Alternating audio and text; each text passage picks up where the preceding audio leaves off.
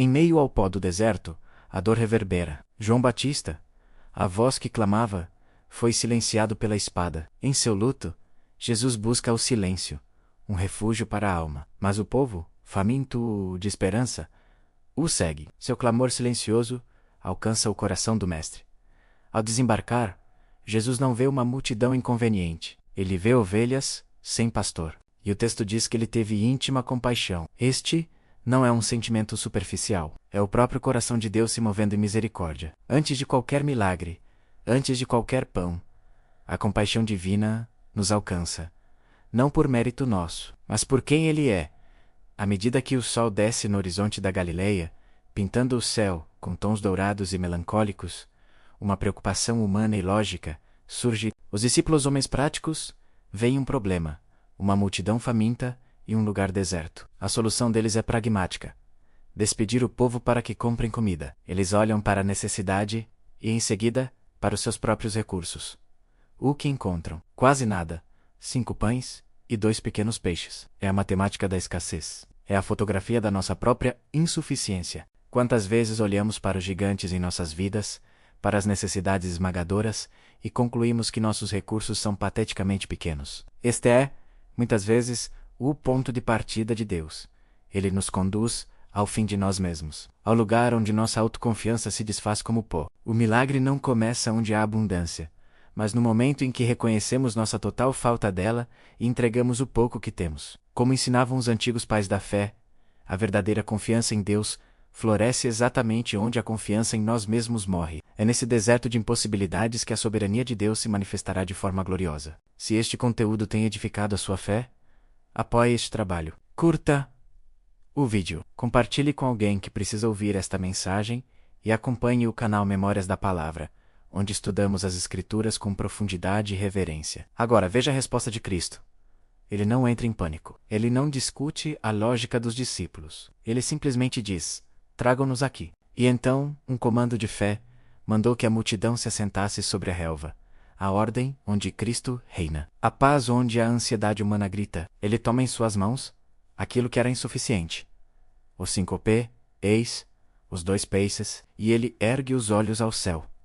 Este gesto é fundamental. O poder não está no pão, nem nas mãos dos discípulos. O poder flui do céu, através do Filho. Ele agradece, abençoa e parte.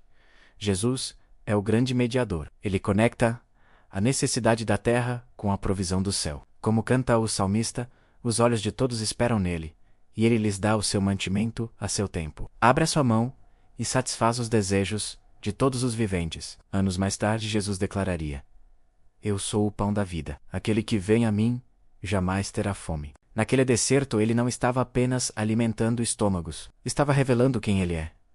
O milagre se desdobra. O pão partido é entregue aos discípulos, e os discípulos à multidão. E o texto sagrado nos diz algo profundo. Todos comeram e ficaram satisfeitos. Não foi uma pequena porção. Não foi apenas o suficiente para enganar a fome. Eles se fartaram. A provisão de Deus, quando derramada através de Cristo, nunca é mínima. Ela é superabundante. Ele supre infinitamente mais do que tudo o que pedimos ou pensamos. E a prova final dessa abundância está no que sobrou: 12 cestos cheios. 1 para cada tribo de Israel. Talvez 1 para cada discípulo. Como um lembrete eterno de que a insuficiência deles, quando entregue a Cristo, resulta em excesso. Certamente, como dizia um antigo pregador, quando Cristo alimenta uma alma, ele não o faz pela metade, ele a satisfaz por completo.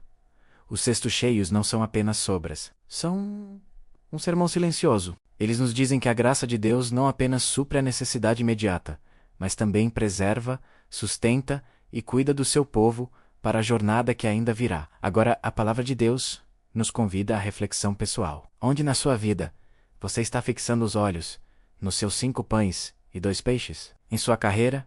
Em sua família? Em sua saúde, em sua vida espiritual? Onde você tem se sentido limitado, incapaz, olhando apenas para a sua própria insuficiência? Qual área da sua vida você ainda não entregou completamente nas mãos de Cristo, temendo que o pouco que você tem vá desaparecer? A Escritura nos exorta: confie no Senhor de todo o seu coração, e não se apoie em seu próprio entendimento, pois dele, por ele e para ele são todas as coisas. a glória seja dada a Ele para sempre. Este milagre grandioso aponta para uma verdade ainda maior. Cristo não veio ao mundo simplesmente para multiplicar pão terreno. O homem não viverá só de pão, mas de toda a palavra que procede da boca de Deus. A multiplicação dos pães foi um sinal que apontava para o sacrifício final.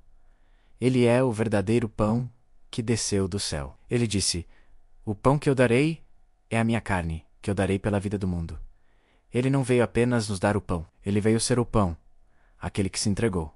Foi partido na cruz, para que todo aquele que nele crê tenha a vida eterna, que possamos encontrar descanso, esperança e plena confiança, não em nossos recursos, mas na suficiência soberana de Cristo. Inscreva-se no canal Memórias da Palavra para continuar aprendendo as verdades eternas das Escrituras. Ative as notificações, curta e compartilhe, que a palavra permaneça viva em sua memória.